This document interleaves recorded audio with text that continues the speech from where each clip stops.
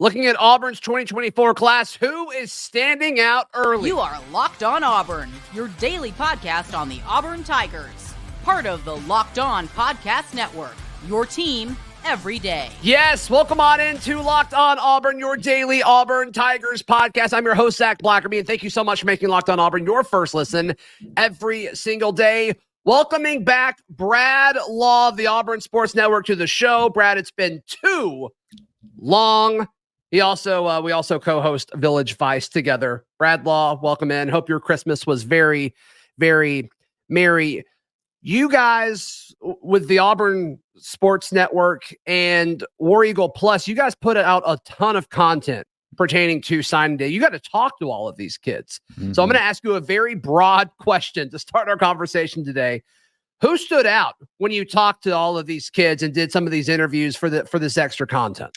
Yeah, Zach, it's good to be back with you. I listened. It's going to be weird hearing myself at the gym. Like usually this is what I'm listening to. And so this is a little odd, but anyway, thanks for having us back. The thing that stood out to me was the maturity of a lot of these guys. Now, if you're a Division I athlete, you're doing a lot of interviews, you kind of get used to some stress. It's stressful. Being recruited is stressful for 16, 17, 18-year-old guy.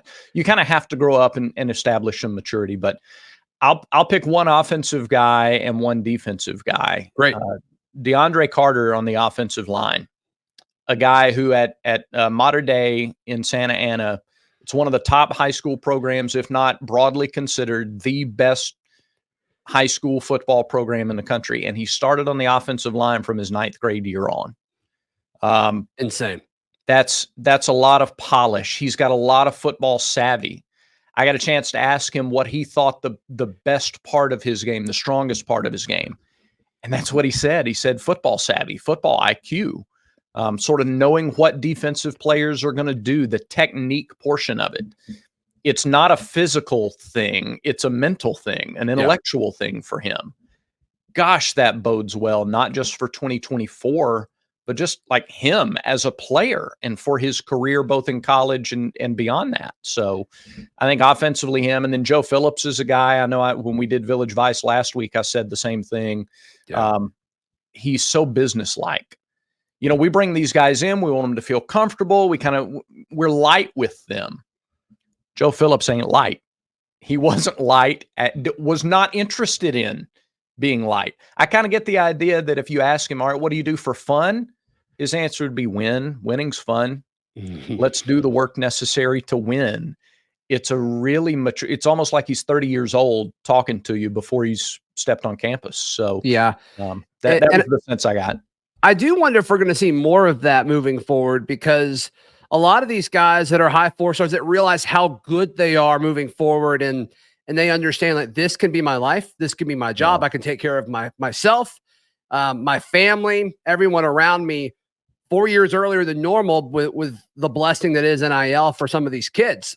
And I do wonder if you're going to see more of that moving forward of these folks that kind of figure out, oh my gosh, this is life-changing money at 18 years old, not when you get drafted at 21 or 22. So we'll see. But yeah, Joseph Phillips, man, everything I hear about Joseph Phillips is how impressive he is. And this is not anything against Jamonta Waller. Right.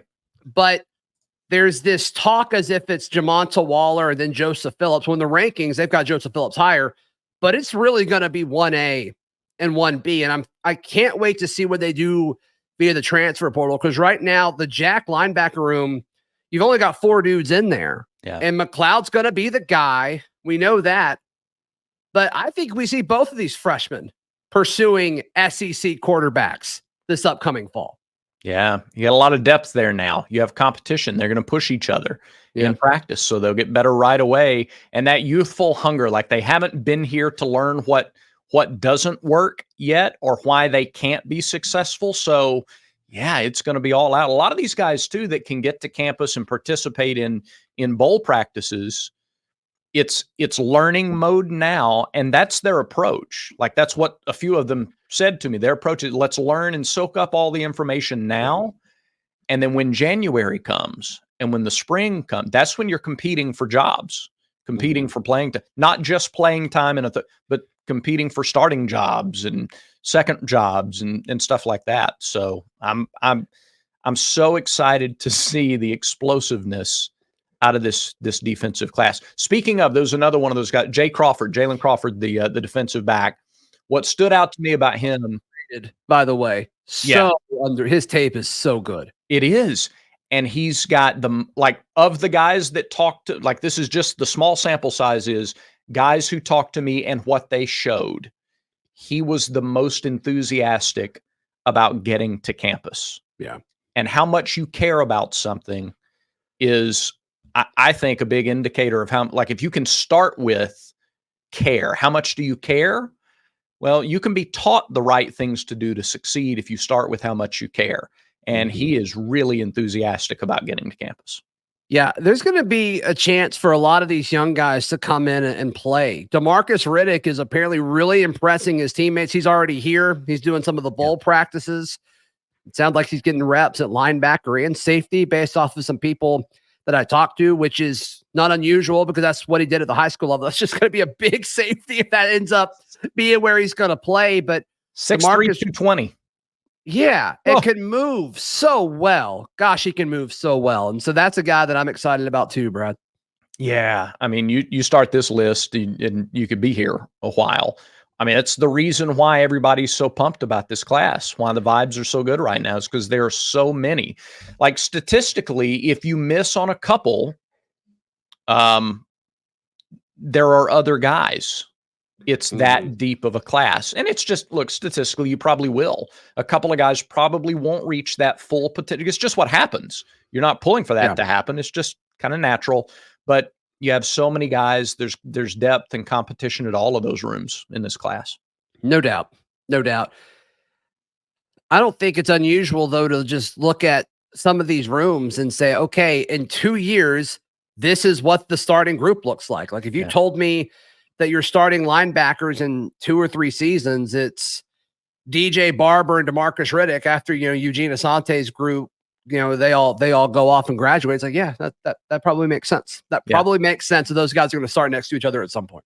Sure. Yeah. And how good does that make you feel if they develop, and there's no reason to think that they won't, because the staff has shown in a year, again, small sample size, but in a year, they've shown the ability to develop players. It's a pretty good group. And that doesn't take into account transfer portal, doesn't take into account the 25 class and that's right, future depth stacking that happens there. I'm telling you, it's not a straight. You don't have to twist anybody's arm to believe that Auburn is going to be right up there with the major players for the next few years. Yeah. Brad, I'm going to ask you to reach into your pocket and pull out a telescope and look into the future. Okay. Look into the horizon and kind of pull out what do we think can be the 2024 proper expectations for Hugh Freeze's second season. We'll talk about that in just a moment, right here on Locked On Auburn. Today's show brought to you by our friends at eBay Motors. eBay Motors is the best place to buy any part for your car, truck, or SUV. eBay Motors has everything you need to maintain your vehicle and level it up to peak performance, from superchargers, roof racks, exhaust kits, LED headlights, and more. With over 122 million parts for your number one ride or die, eBay Motors has you covered. And with eBay Guaranteed Fit, your part is guaranteed to fit or you get your money back. Keep your ride or die alive at ebaymotors.com. Eligible items only. Exclusions apply. eBay Guaranteed Fit only available to U.S. customers. USA. All right, Brad Law, our guest from the Auburn Sports Network. Let's discuss the 2024 season as a whole. The schedule's out. I think it's the most favorable schedule Auburn has had that I can remember, Brad. Yeah. And all of a sudden, I think that should impact expectations, realistic expectations, because not all 9-3s are the same. I think Auburn going 9-3 next year is an easier path than Auburn going 9-3 with last year's schedule. But you look at it, and outside of Georgia, Alabama, I'm going to throw at Missouri in there. I think Auburn should be expecting to win every game outside of those 3. And I still want to see what happens with Mizzou and what happens with their roster after this year before I can, not that I concede any of them, but before I put that one even in that category. Okay, that's fine.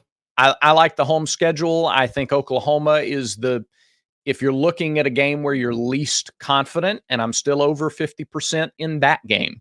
Road games are tough. Road games are going to be tough. But if you look at a 12-team playoff format, and if you look at this year's rankings, of course, if you're looking for consistency, don't look to the playoff committee because there is no consistency there year after year. But all of the teams in the top 12 this year are 10-2 or better. Right. There are no 3-loss teams in the top 12. The only 2-loss team outside the top 12 was SMU at 11-2. So I think 9-3 is realistic. I think the floor, you're looking at 8-4 for the floor in 24 being 8-4. I don't know if I necessarily agree with the floor being 8-4 just because we're all having New Mexico State flashbacks right now. It's just like, I don't think that's going to happen again, but I think it could, right? Like, I don't think it's likely, but I do think it could. So, I mean, as far as floor goes, like, could Texas A&M figure it out? Could Oklahoma figure it out? And then the 3 games that we just mentioned, like, I mean, I could see a world where Auburn goes 6-6 or 7-5 next year. I don't think it's going to happen, but I could see it happening.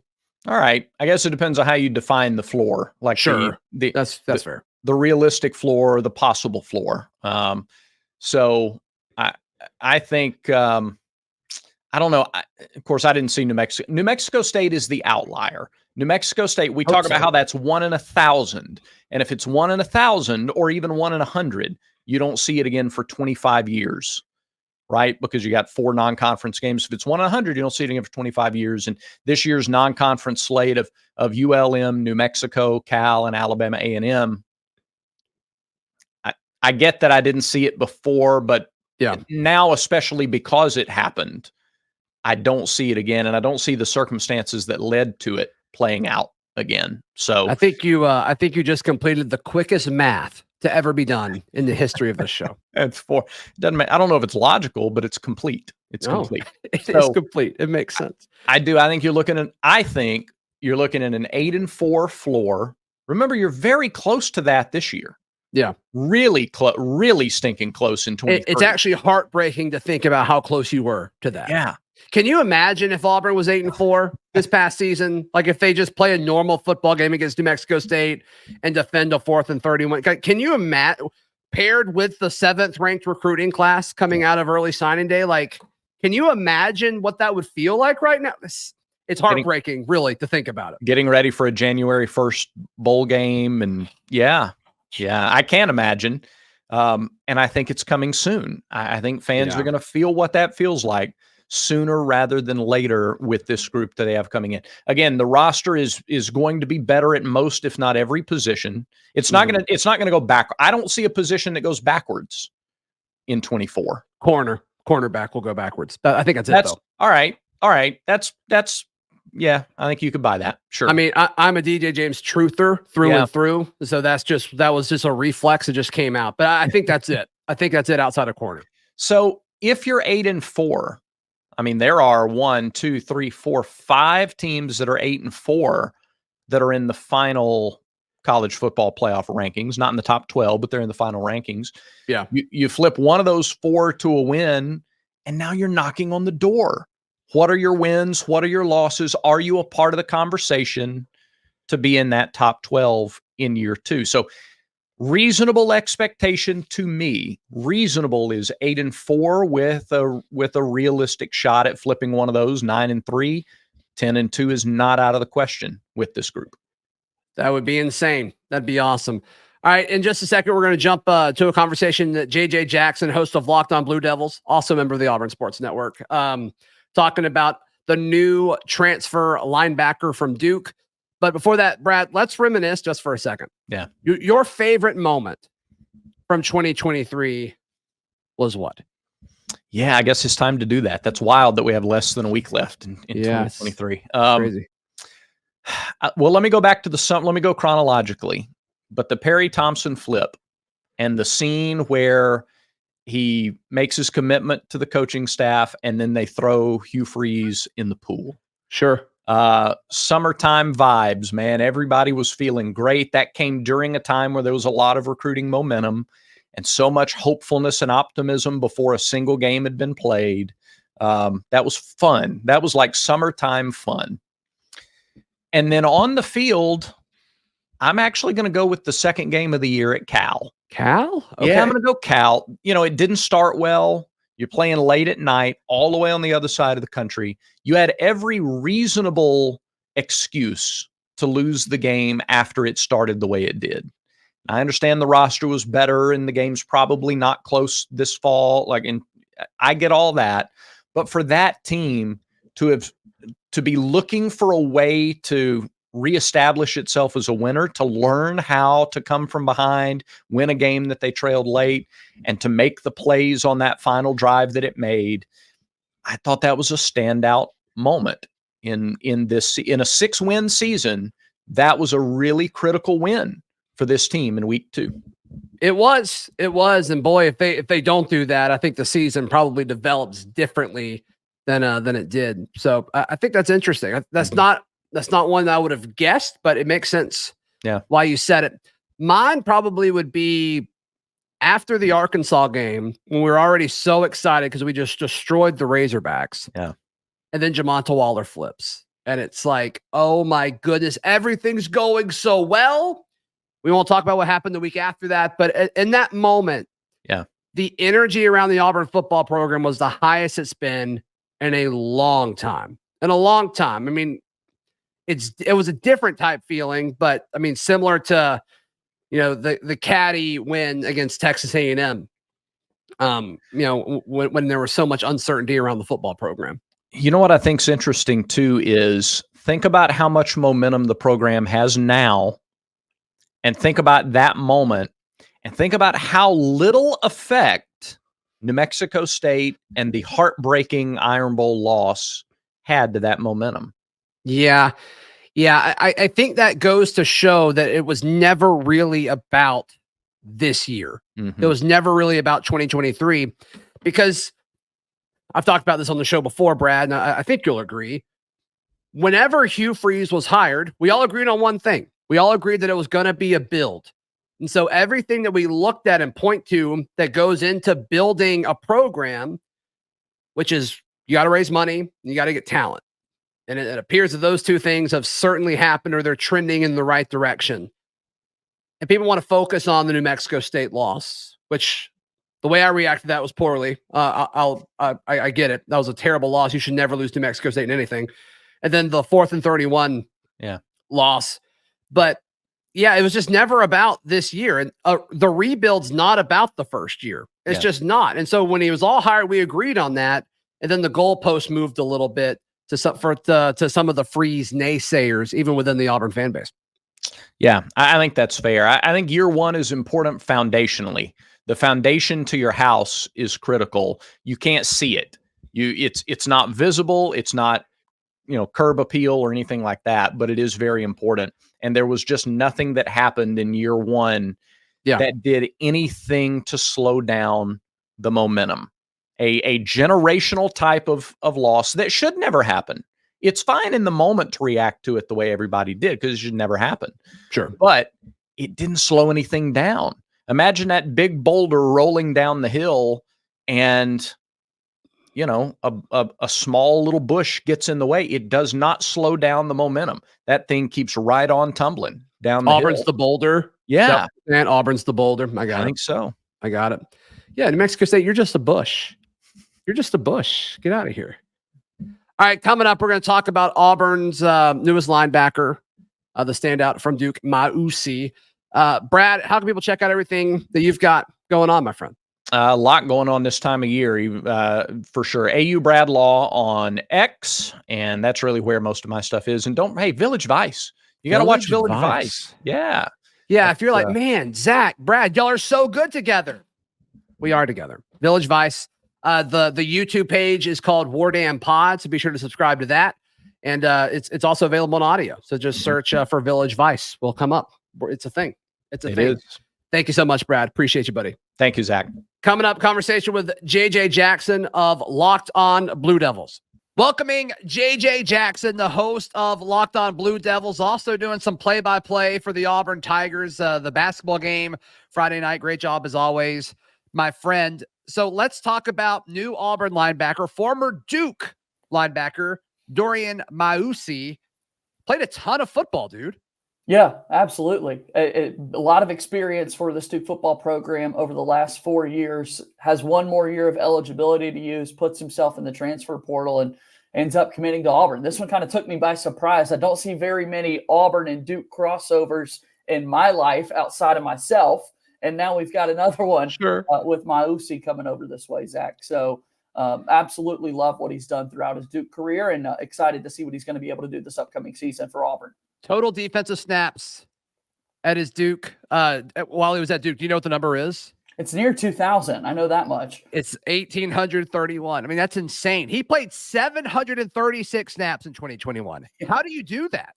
Yeah, it's nuts what he was asked to do for that Duke team. And I think when you look at what he's done throughout his career, he stayed through a coaching change, right? David Cutcliffe is there his freshman and sophomore season. That's also during the time where football's weird. We're going through the COVID years, and you're asked to play a lot more snaps out there on the defensive end of the field.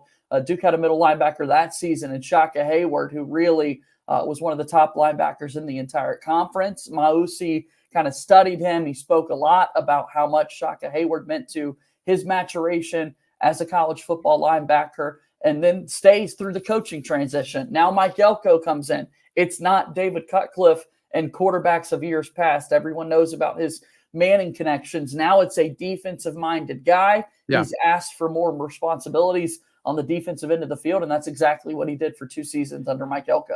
All right, so you're the perfect guy to talk about Dorian Mausi just because of your Duke connection and your Auburn connection. So where does he fit in with this team? I mean, this is a deep room, JJ, and it's so funny. This time a year ago, this was kind of one of the concerning position groups on the roster. Much like offensive line, they flipped this room. Some of that has to do with the emergence of Eugene Asante and him coming back. You go out and get Austin Keys a year ago. Cam Riley's still sticking around. And then, Robert Woodyard, like, we're still kind of waiting on him, but he should be good at some point. He certainly has the traits to do it. Then you got DeMarcus Riddick and DJ Barber coming in.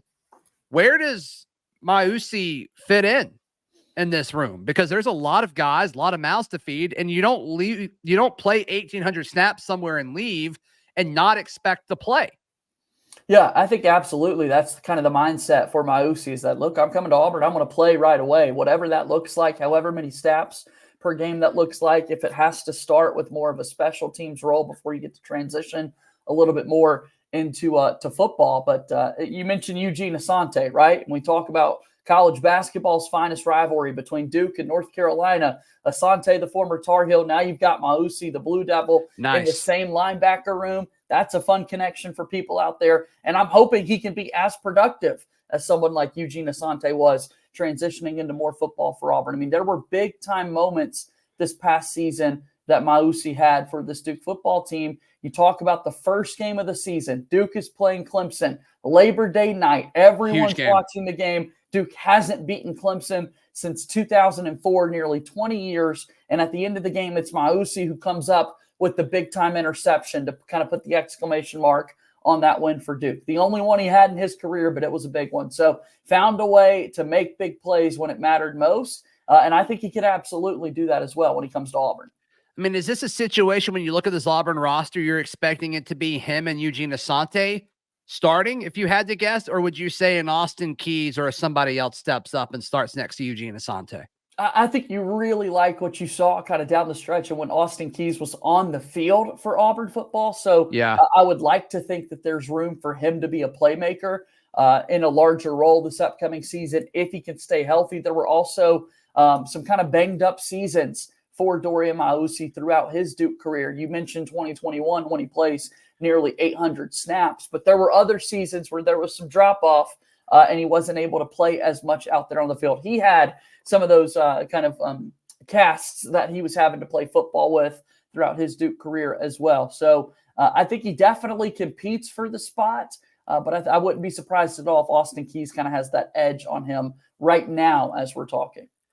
What does he do well, JJ? And I've watched some film on him, but just looking at like where he lined up and how much he lined up and did different things. And some of this may be a Mike Elko thing with what he did defensively. Elko is a defensive guy, but Mausi played a lot of linebacker, obviously both strong side and weak side. But also, and some of this is charted by PFF just by like where you are when the ball is snapped, but he's got a few like DB snaps as well. Not a ton, but it looked like that was part of the game plan in certain situations for him to either cover a guy as a slot corner, which maybe it was a tight end that he went out there with. I'm not sure, but is he a guy that's pretty much an in the box player? Because that's kind of what I see in what I've watched of his tape. Absolutely. And I think you can start to put that together when you talk about the numbers that you see, right? Like in terms of what you're doing, pass breakups in that regard as a linebacker out there covering the tight end, a linebacker that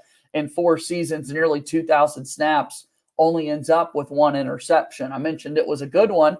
Good and point. A big one in that Clemson game, but not able to make that many plays out there in the passing game as well. An absolute run stopper throughout his Duke career, nearly 10.5 tackles for loss throughout his career as well. But not the type of player that you're going to see, I think, make too many plays in the passing game. He's been fit more to kind of stop the run. Auburn went out and got Larry Nixon last year, the veteran linebacker from North Texas. It took him a while to kind of get his feet up under him, and he didn't go through spring. It was a summer addition. Do you think Mausi is going to have a bigger impact for Auburn's linebacker room than Larry Nixon did?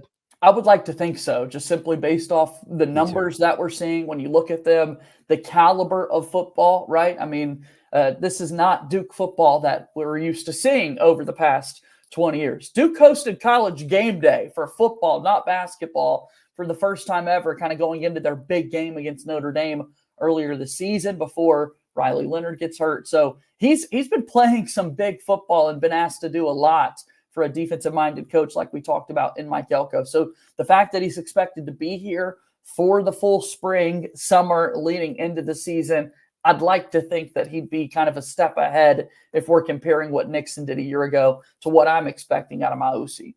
Yeah. Last week, JJ, I talked about Mausi being potentially in a more similar situation to Austin Keys than Larry Nixon. Yeah. I think when you look at Keys' numbers and the PFF and the grades and all that, they don't really think Dorian Mausi is that great of a player, but there's more to it, right? Because Austin Keys, you could turn on his tape and be like, this guy moves well, he's instinctual, but everybody around him in this Ole Miss defense is just bad. It's just bad. Then he comes over and sadly he didn't play as much as we wanted him to because of that injury, but he passed the eye test to me, at least. I think this could be a similar situation where he looks even better at Auburn with these guys around him. Is that fair to say? Absolutely. Absolutely. I mean, you think about the numbers that he had in 2021. Yes, he plays nearly 800 snaps like we talked about, but that was a really bad football team, Zach. I mean, that was kind of the end of this long run that David Cutcliffe has as the football coach. Duke doesn't win a game at all in the ACC. Power 5 school that gets kind of shut out in your conference games. That's not the best look for a program. And you're asking the guys that were out there just to do way too much. And there was just this big kind of talent gap that we saw for that football team. So I think when you become kind of a lesser known character, you could star in your role more. And I wouldn't be surprised at all if we saw that from Mausi. Yeah. JJ, thank you for your time as always, my friend. How can people check out everything that you've got going on? Yeah, be sure to check out Locked On Blue Devils. Excited to have this show going. It's basketball season. Duke fans absolutely love hoops, so talking a lot about that. And then, hey, baseball and softball season are right around the corner, Zach, so I'll have plenty of more broadcasting responsibilities with our friends at the Auburn Sports Network. So excited to be around the Tigers as well. Yep, like we said, JJ, the perfect guy to talk about this topic. There's no question about it. Thank you so much to JJ. Thank you so much to Brad Law, and Merry Christmas to all of you. We'll be back tomorrow. This has been Locked On Auburn.